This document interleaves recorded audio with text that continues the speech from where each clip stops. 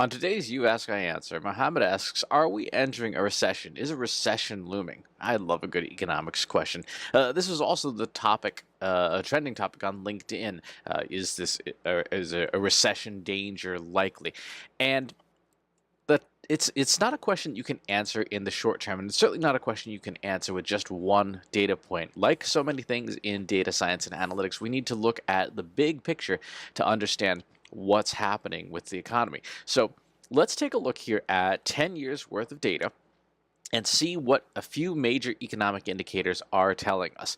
So we'll start here at the very top of the graph. This series here, A22RX0, is household economic income. So this is per capita income. And what we see is the last observation, April 1, was the average household income per capita in the U.S. was $39,000. We look over here at in 2008, yeah, $36,000. So we're not seeing any huge changes in that. Of course, have our friend the Dow Jones here, which is doing well. We have here the Nasdaq, which is doing well. So these are stocks, stock markets, and those are exchanges. The S&P 500 stocks themselves doing well, but they are only one part of the economic picture here. This series here is gold. Gold is a counter indicator. So generally speaking, when gold goes up, people's confidence in the economy is going down. If we look back here in 2000, from 2008 to around 2010, 2011, we see the price of gold going up pretty considerably because at the time, that was the Great Recession. That was when people were like, oh, this is, things are not going well. And as a result, people bought a lot of gold.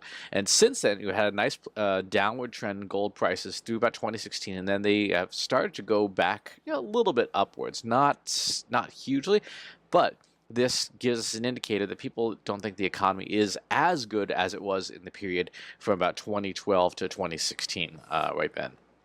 We see this indicator here, the LES 125, this is median weekly earnings. Again, we don't see a huge change, so that's possibly a good thing. We see mortgage rates slowly ticking up, but not significantly.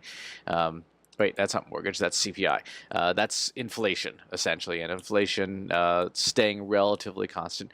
We do see a tick up here. This is the price of coffee. So one of the things you'll want to look at when you're looking at economics is economic indicators is what are the individual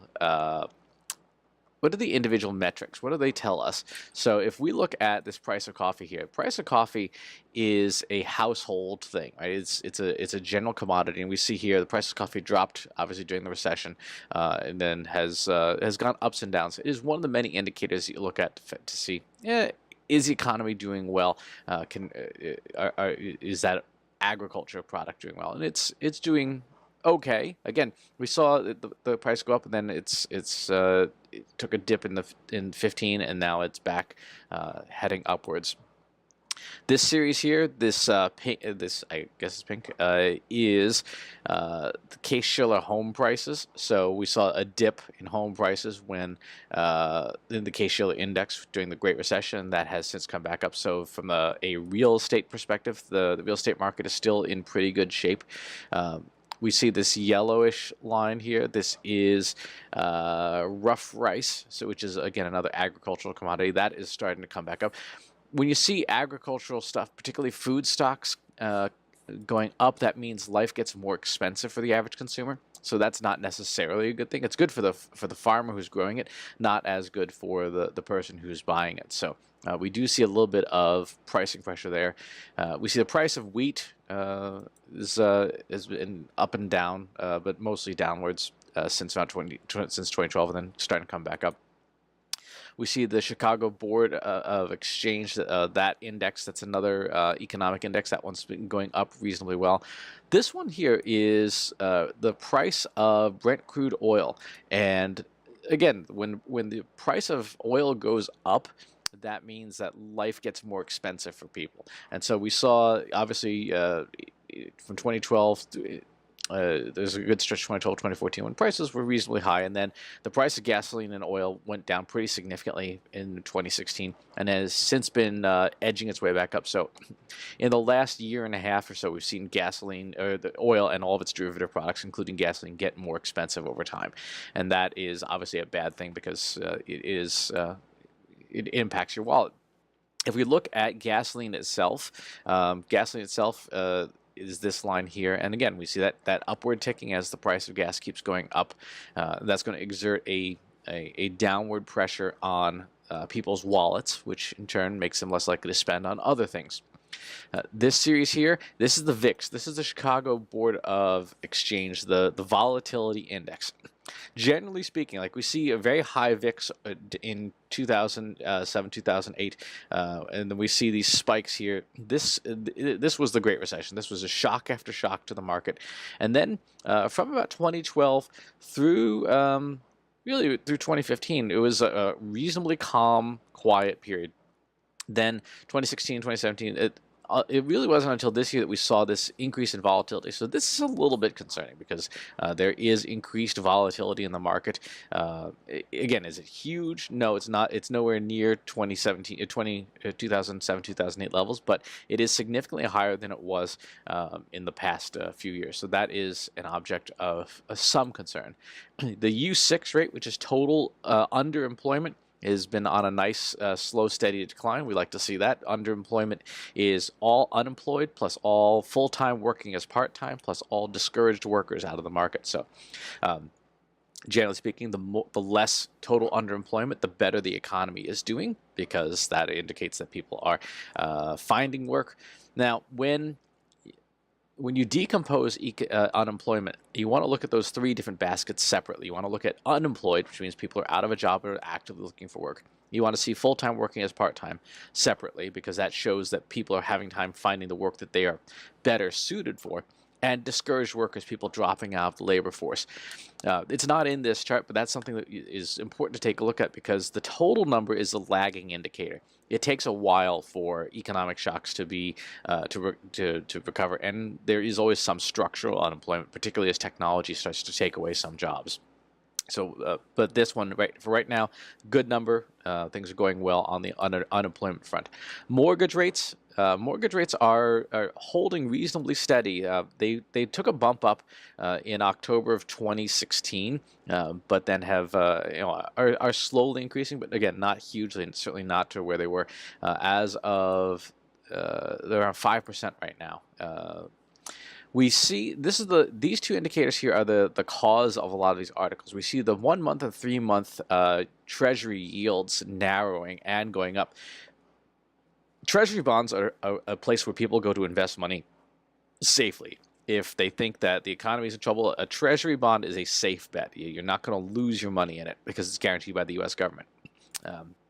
What we see here, the yield curve on these two is getting closer, which means that people think that the short term, which is the purple line here, and the long term are about the same value. Generally speaking, you want to see the short term lower than the long term, because people feel like there's no short term risks, so they don't need to really use that short term savings instrument. The longer term is how they save money to protect it for safety. When the two get closer, people are getting more uncertain, and this really changed in early 2016 is when you saw that curve start to flatten, and that gap between the two get narrower and narrower, and it's been narrowing for a while now. So there is some concern there. Again, not necessarily a huge. And the last series is the TED spread, or the TED rate, which is not really a going issue anymore. I should actually remove that because the LIBOR rate itself is gone, thanks to a whole bunch of monkeying around by banks. So when we put all these together, is there a cause for concern? Is there a belief that a recession is imminent? Absolutely not. There's nothing here that says recession is imminent. Is there concern? Yes, some. The VIX being unusually high relative to the last few years is a cause for concern. The stagnant wages is a cause for concern. The price of gasoline and the price of oil going up is a concern, because that directly takes money out of people's pockets. The yield curves, that's okay. Unemployment is still low. The fact that Case-Shiller home prices are still on the rise, and that mortgage rates are slowly ticking up, but not rocketing up. Those are all indicators that things are reasonably stable. So the economy for right now is stable, but it's worth looking at these indicators at least once a quarter, if not every month, to get a sense, put your finger on the pulse and get a sense of what's going on in the economy. Things I would think are more important. Look at the price of gold. Keep an eye on it. That's an important one. You look at the price of energy. Keep an eye on it, because those are the energy in particular is going to can take a huge bite out of people's wallets. And look at median wages and how people are getting paid. If we don't see wages increase as employment decreases, that means something's not right. It means there's structurally some problems in the market, and that's worth taking a look at, because it means that the gains that you see in the stock market are not translating into household income, and if people don't have money to spend, then the long-term outlook for companies is not good, because customers can't buy things. So no recession right now. Keep an eye on some of these indicators for what could be changing, and play things, I would say, moderately conservatively right now. And again, I should probably disclose, I am in no way a financial planner. I'm a marketing guy. I'm a data science person. I am not an economist by any means, but I do enjoy this as one of my hobbies. So keep that in mind.